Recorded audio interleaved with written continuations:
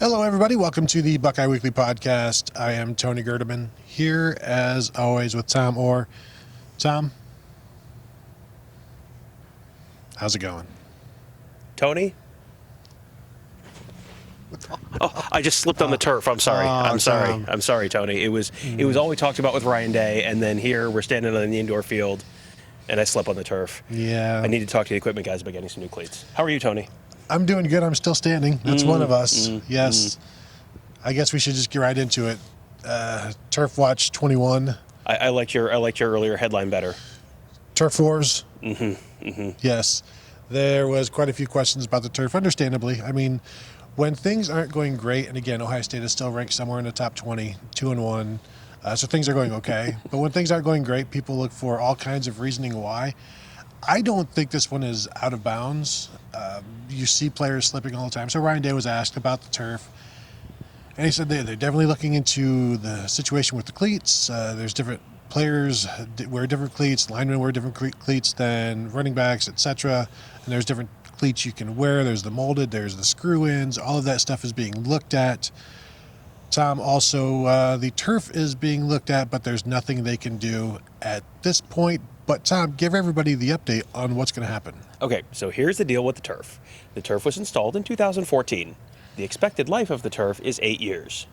Therefore, 2014 plus 8 is 2022. You'll never guess when they're planning to replace the turf. 2022. So they cannot, this is not something you can just like zip up and, zip off the field and zip right on. And even with a week off in the middle, it's going to take longer than that. This is not something that can change during the course of the season. This is going to have to happen during the off season. So this will happen during the off season.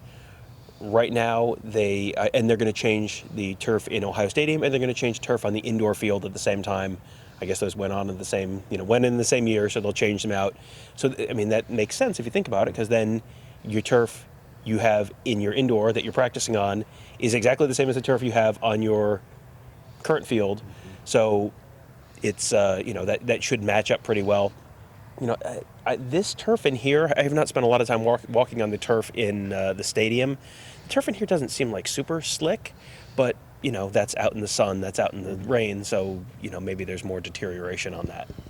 Would it be safe to say the actual life expectancy of the turf is more like 7 years? Well, there's some thought. I am not the Field Turf Corporation and cannot speak for the Field Turf Corporation. Well, when you talk to the FTC, yes. Can you tell them that maybe it's 7 years? And, this is not the first turf/cleats situation that Ohio State football has been involved in. As soon as he was talking about cleat length and stuff, I was like, you should call Tennessee. That would really, and they know, Tennessee football is not very good at much, but cleats they know. Interestingly, I believe John Cooper was in the back of the room today. Oh, I didn't even see Coop back there. So he could have chimed right in with, "Hey, I've got something that happened here in 1995 that you guys might want to know about. It's called extra long cleats." And Smart. it is smart, especially if you're allowed to get away with it. So that is the situation with the turf. I think it's going to be addressed. There's not a lot that you can do about it now, other than shoes, cleats, that sort of thing. Day certainly he tried to he didn't go off about it, didn't try to make it like a non-issue sort of, but clearly it seemed to me that he does not like it, and is it is what it is, and that's an unfortunate position for a coach to be in. Well, and this is, I guess, one of those things where both teams are playing on the same turf. So yes, it's like playing on a rainy day or whatever. If the field's a little more slick than it would be otherwise, it's equally slick for both teams. If anything, for Ohio State, you would have more time to, you have more experience with this particular field turf, so it should be more of an advantage for you at home. So for whatever that's worth, this feels like one of these things that it has been a question. Okay, now it's been addressed. Now we have the answers, and now we can move on and talk about actual football things. Hooray! Yeah, let's talk about C.J. Stroud's shoulder, which is a popular topic. Yes. Ryan Day, of course, saying that the plan is for him to practice and play this week, and they haven't really thought about not doing that. They would like to play other quarterbacks. Those quarterbacks have to practice well enough and prepare well enough to play. Coaches aren't going to be like, yes, we know this is going to be a blowout game, so this is what we're going to do in the third quarter. This is what we're going to do in the second quarter. He also said there's he was asked, have you thought about just like giving Kyle McCord a drive in a second? And it's like, no, we don't just do like arbitrary things. Like it's about the course of the game, how things are going, how players are practicing and preparing, which Day, and we talked to Larry Johnson as well, like reiterated, you don't just show up and play. You don't just come out and play. You've got to practice and earn that playing time. But clearly he wants to play as many quarterbacks as he can this week, but it's up to the game and the week of preparation to decide how that goes. Right. And, the fact that we don't get to see practice means that we have thoughts on Kyle McCord, we have thoughts on Jack Miller, but we haven't really seen him throw the football in any kind of meaningful way since basically the spring game. And we got to see a little bits of practice this fall. So you saw some, but not, we saw probably total like 1.5 of the 15 or so practice or 25 practices this fall. I mean, not a lot. So you're not working with a ton of information here. But I mean, my assumption all along has been you're better off trying to rest him if you can, give the shoulder a little bit of a rest. Maybe this is a structural thing that is not going to get better without surgery. We don't know the exact nature. We just know shoulder. Shoulders tend to be things that if they need to have surgery, it's a little bit more involved. Like a baseball pitcher who has surgery on his elbow is better than a baseball pitcher who has to have shoulder surgery. That's just, and that's going to be true for quarterbacks as well. We don't know a specific nature of the shoulder injury. So is this something that will get better with rest? My guess is that the answer is no. Otherwise, they would be resting him. I mean, maybe it would be a little better. Maybe there's a little less wear and tear on it, so there's some benefit there. But this has been proffered as a potential solution to Ryan Day several times. It was sort of maybe brought up a little bit in the post game. It was definitely brought up today. It was something we talked about on our post game show. We are not the only ones who have suggested this as a potential solution, and he doesn't seem like he's, looking at that as something that they're going to do or that they're likely to do, which tells me they very clearly don't view this as something that's going to get better with a week. So now it's just you're living with it this fall, and it's just a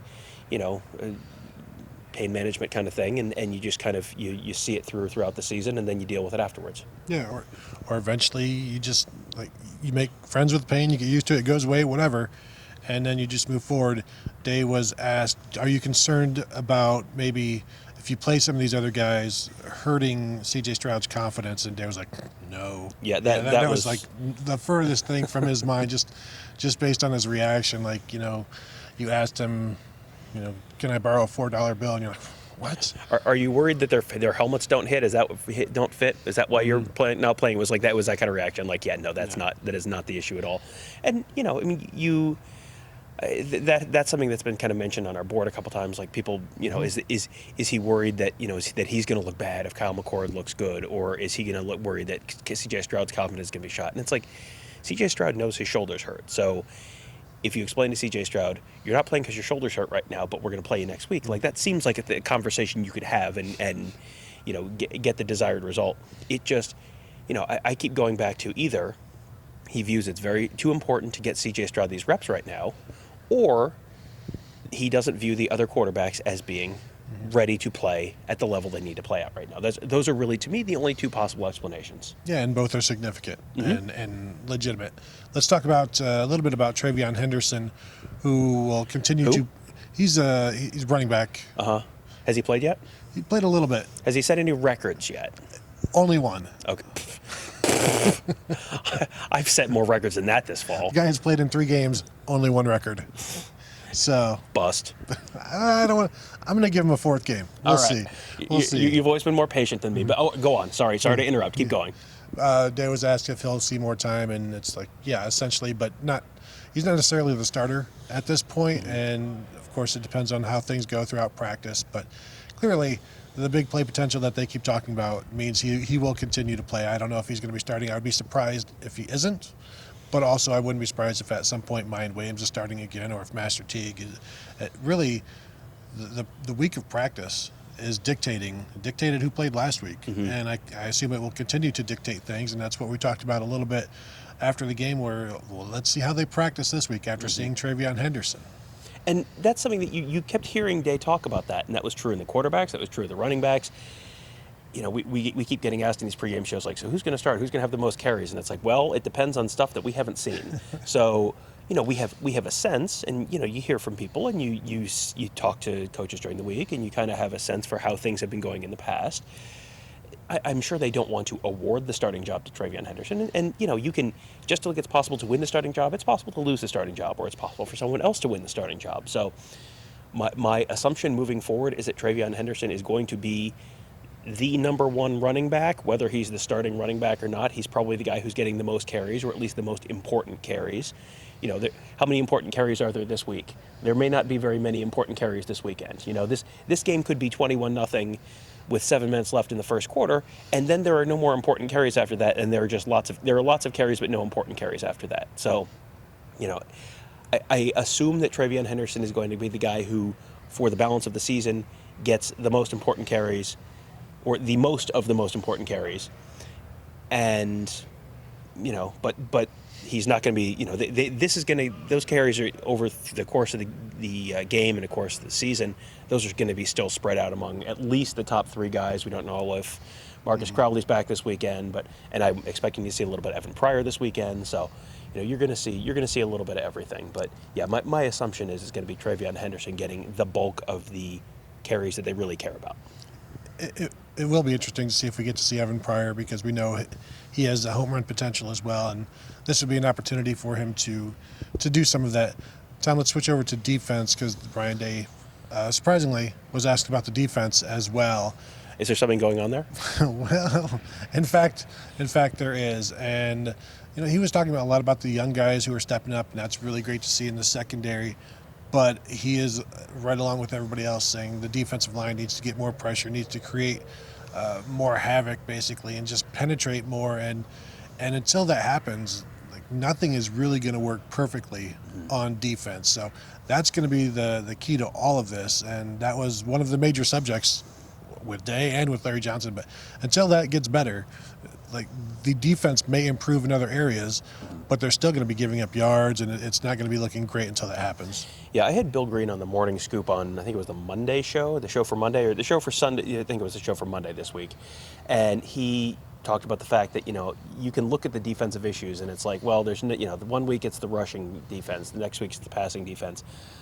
But it all kind of traces back to the defensive line, and the defensive line not being what they maybe were hoping or expecting it would be this year. And when you're getting crazy good pressure up front, when you have a Chase Young up there, your defensive backs only have to cover for 3.5 seconds. And guess what? If your defensive backs have to cover for 3.5 seconds, the very same defensive backs are going to look much better if it's 3.5 seconds versus 5 seconds or 5.5 seconds. And that is something that Larry Johnson talked about. There's sort of a little bit of a give and take relationship there, where if the defensive line is getting there, that makes it easier on the defensive backs. If the defensive backs are covering tighter and covering better, that gives the defensive line more time to get home. So it's kind of, it's a little bit of a give and take, yin and yang kind of thing there. But, he was very clear. Larry Johnson was very clear. He didn't want to use the word disappointed, but there was room for improvement, which is like Larry Johnson. Every time I talk to Larry Johnson, I come away with the same, this is your really sweet, wonderful grandpa who he doesn't want to say he's disappointed in you. He just thinks there's room for you to improve. And one of the places where there was room for improvement in the defensive line was technique. Just technique. You got to win your one-on-ones. If you're getting chipped with a tight end or something, we get it. If it's 2-on-1, that's understandable. If you're 1-on-1, you got to win those, and that comes down to technique. It comes down to using your hands. It comes down to your get-off. It comes down to all the little stuff we always see Larry Johnson working with the linemen on. It's always funny to talk to defensive linemen about Larry Johnson, because he doesn't cuss at them, he doesn't yell at them, but it really, really hurts them when he's disappointed in them, and they've done something wrong, and they have essentially things did not go well, and Larry Johnson let me know, and that's the worst feeling in the world. I'd much rather get chewed out by a coach, dropping F-bombs at me than just have this look of as a parent, you have the times when it's not, I'm not mad, I'm just disappointed. Larry Johnson's not even disappointed. That's how nice Larry Johnson is. I'm not mad, I'm not disappointed. I just think there's room for you to improve, and that's when it's just a knife in the heart. Yeah. But there is definitely room for improvement on the defensive line. Tyleik Williams, defensive tackle, was one of the guys talked about, and for good reason, played well. in this past weekend's game. His snaps will go up. Larry Johnson said he came in around 340 something. Didn't want to give up that something, but also said he's dropped about 25 pounds down to like 317 now. I can well. do the math. Yeah. I can do the something. The something is 342 there. Now I don't know if it was exactly 25 pounds, but it was something in that neighborhood. The funny thing is, he said that he didn't expect him to be as big as he was, because when he saw him in high school, he was like 270, 280. And then the pandemic hits, and everybody, he said, everybody's just sitting home eating, having a good time. And then he gets to campus, and Larry Johnson's like, "What happened to you?" It's just like the horror. Ohio State football players—they're just like us. That was the most relatable thing I think I've ever heard in one of these Ohio State football interviews. Like, he sat around the house and ate too much and gained a little weight, did he? Well. Maybe I can play defensive tackle. Couldn't be me, friends. Couldn't be me. But yeah, he said he got to campus weighing 340 something, and then it was like, okay, and now we run, and you run and you run and you run and you run and you run, and all of a sudden the weight comes off, and then you lost 25 pounds, and now all of a sudden, hey, you're quick and you're building up. They don't expect true freshmen like Tyleik Williams to come in and just immediately play 60 snaps. Like, that's, number one, defensive tackles generally don't play that much anyway, but number two, as a freshman, you're just kind of building your way up. And he talked about that with some of the younger defensive ends as well. But you start at 10 snaps, and now you're at 20 snaps, and now you're kind of working your way up. What we saw from him on the field indicates he should be playing more, and it sounds like Larry Johnson saw the same thing, and that's true of several of those young defensive linemen. Defensive end is interesting to me. It's pretty thin right now. We've talked about that before. JT Tuimoloau played like 43 snaps in this game. Larry Johnson said they're going to start upping that to maybe around 50 to 55, which is about twice the number of what defensive ends were playing early in the season in 2017, when they had Chase Young and Nick Bosa and Sam Hubbard and 18 other guys. So they were allowed to rotate those guys, keep them fresh. They just don't have as many guys right now, and they're not getting as much production out of the guys they're playing. So at this point, you have to play the guys who are making the most impact, and then rely really heavily on them. I should go back and see what was Joey Bosa's rep count, play count in 2013, his freshman year, because the way things are going right now, JT Tuimoloau is going to approach that if he's playing 50, 55 snaps a game somehow. I don't know how he's going to play that much unless he plays some inside, but it's Tyreek Smith, Zach Harrison may be coming back this week, but that's a lot to put on a freshman. But he's looking like one of the best players on the defense at this point. Yeah, he said, Johnson said that I think everyone came into this fall camp expecting, well, Tuimoloau was going to play less than Jack Sawyer because Jack Sawyer was here in the spring, and Tuimoloau didn't play at all in this. He just got to campus in late July, early August. It was very, very, very late, and then that was week one. The thing I was most surprised at was more snaps for him than Jack Sawyer. But what Johnson said is, because Sawyer's kind of the speed guy, the finesse guy. Tuimoloau is just the big, strong dude. He weighs 25 pounds more than Jack Sawyer is, and this was not the COVID weight. Johnson said Tuimoloau came in great shape. He's just like 275 pounds of great shape. So that means he has a little more flexibility where he can play on the strong side of the formation, where there's a defensive end and a tight end. That's not so much of a problem because he's just bigger and stronger, and that's that gives you a little more flexibility to slot in a couple different spots. And when he's been out there, the first game, it was like, okay, wow, it's really impressive. He's out there. He's not doing anything, but he's out there. The second game was like, okay, now he's getting closer to making plays. And the third game was like, oh, look at that. He's making plays. And, the trajectory there is quite good. You would expect the trend to be, that learning curve is going up pretty quick because there's not a lot of tail at the beginning of that. He's still pretty close to the start of that learning curve. So you're going to see continued growth very, very quickly, I think, out of him. And it sure sounds like Larry Johnson is planning on leaning on him for some, for some significant snaps this year. That's very impressive. Yeah, he also said Jack Sawyer will start to play more as well as he continues to get accustomed to the defense and all of that good stuff. But as I'm getting distracted by everything going around here now. As we have the famed Ohio State SIDs. Are they running 40s? That was I think I don't know who that was. It was just like a blur. But he timed that at a 4.3. Is it Jerry Bolt? Anyway, so we apologize for that. But Tom, I don't know what I was talking about. Oh, Jack Sawyer's probably going to play some more. Oh no, Tom. And then this is very uncomfortable going on around here. Good thing we're not live, and Kevin can edit this out. It'll only take a couple of hours. Don't worry. But so Jack Sawyer playing more. As I mentioned a little bit ago, Larry Johnson hopes that Zach Harrison is back this week. I don't know. Do you really need to push him this week, though? You don't need to push him. I mean, if he can play. And it's, and he can, he's not going to risk further damage. We don't know exactly what the issue with him is, but if he can come out, it sounded like he was not like seriously injured. Looking at him, he didn't have a cast on his hand. He wasn't walking with a limp. I think it was probably very much a precautionary thing last week. So if you can come out and you can play, and it's, you're not risking further injury, like sure, go play 15 snaps, like go ahead, and then you have a little bit of confidence. You've got a little bit of experience, kind of built back up. There's not going to be the oh no, the first time I try and make a cut on this, is this going to be an issue or whatever the issue is, So sure, but this is definitely not a game they need. And I mean, if anything, this would not be a bad game for them to get Tuimoloau, Jack Sawyer, more snaps. But I mean, other guys. I mean, he talked about Jacoby Cowan. Yes, thank you. Kermonte Hamilton. Yes, I mean some of the younger guys and the less experienced guys, Darian Henry Young, all of those guys. Ferrell Mangus. He's not on the team this year. Can't tell you what year he is. Well, I was on the team, but he's not this year. But I mean, and Javonte Jean-Baptiste, and even Tyreek Smith. He talked about Tyreek Smith. Like, he's working on it. He's getting there.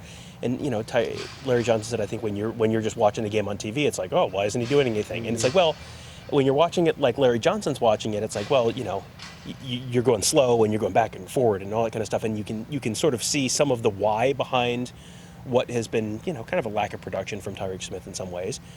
But you get more reps for him, you get more reps for all the other guys. So, yeah, I would not be surprised if Zach Harrison didn't play this weekend, and I would not read anything into that in terms of, oh no, is this a more serious issue? Because you don't get the sense that it is. And Thayer Munford was another one that we'll just update that real quickly. Thayer Munford was Ryan Day was asked, is this a long term? Is there concern about a long term thing with Thayer Munford? And he basically said, no, not a concern about a long term thing. So. Yeah. So that is good news for Ohio State, for the Buckeyes, for Thayer Munford. Anything else from Larry Johnson, the defense? I'm going to go through a little the changes on how the play calling's being done. I mean, Matt Barnes obviously calling the defense now. Kerry Combs gets bumped upstairs. I took pictures of the booth upstairs, and I thought I saw Matt Barnes up there. Matt Barnes was on the sideline, so. So Matt Barnes and Kerry Combs just basically flip-flopped spots and responsibilities. But Larry Johnson said Ryan Day asked him to be a little more involved in the sort of run defense portion of the defensive plan. Keep things. Because the back end of the defense has to work with the front end of the defense. You have to have that stuff kind of working holistically.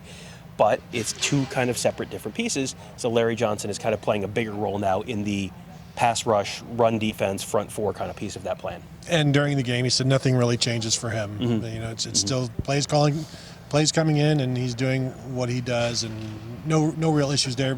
Everything seems to have gone well. Everybody's professional. Mm-hmm. Ryan Day said Kerry's, he's an Ohio guy. This is, it's no like there's no. They've said for years you can't have egos as a coach, and so it doesn't appear that that's been an issue. That's the second time, though, he said he was asked about Kerry Combs after the game, and he talked about that too. That Kerry's an Ohio guy. He understands what Ohio State football means in the state. He just wants it to be successful. He's been a part of championship teams. It was very similar answers both times, which I guess is not real surprising because I wouldn't imagine a ton has changed in the last 2 days. He's no longer an Ohio guy. Yeah. He did live in Tennessee for a while, so but it was very, very consistent, and that's what else is he going to say? But it sounds like everyone is kind of focused on solve whatever the issue is, solve the issue and move on. Yeah, and they seem to have done that. and things will continue to change here and there as they figure out. They said that they've found guys that they like in spots. They're getting better at that. Now they've got to continue to tweak the scheme, tweak the coaching. That all needs to improve, but they're finding their way. And he had no expectations for the season on how things were going to go because he knew there were so many young players, so much inexperience. And so, as he kept saying, this is all a process. Everybody has to go through the process, and this team is currently going through a process of, overcoming some adversity, dealing with it, and then trying to get better each week as the season goes on. Anything else, Tom, before we go? If you're hearing a clanking noise in the background, that is the team trying to get better right now. That is G. Scott and Chris Olave firing footballs at each other out of a jugs gun. I mean, this is what it. I mean, practice doesn't start yet. Practice doesn't start for a while.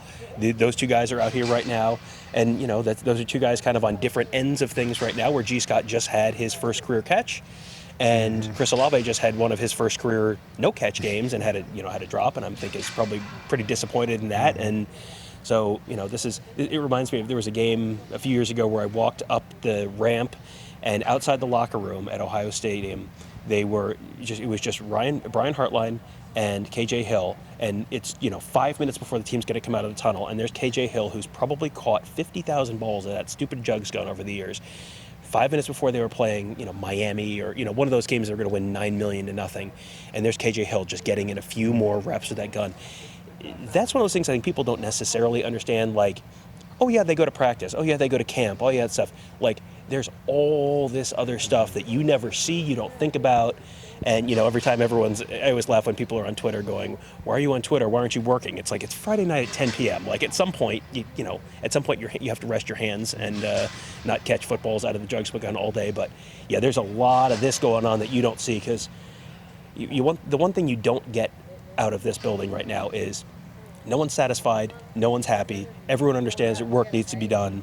That is the sound of work being done right there in the background right there. And we'll wrap up with one last update. Quinn Ewers, kind of still getting into it. They give him some. He does work after practice to get as many throws in as he needs because it's hard for him to get some throws in during the season. Ryan Day said it's impossible to move up the depth chart from where he came in to anywhere close to being available to play. But they work after practice with him, or he works after practice, and in order to build up those throws. So will that do it? That'll do it. That'll do it. So I want to thank you all for watching. Thank you for listening.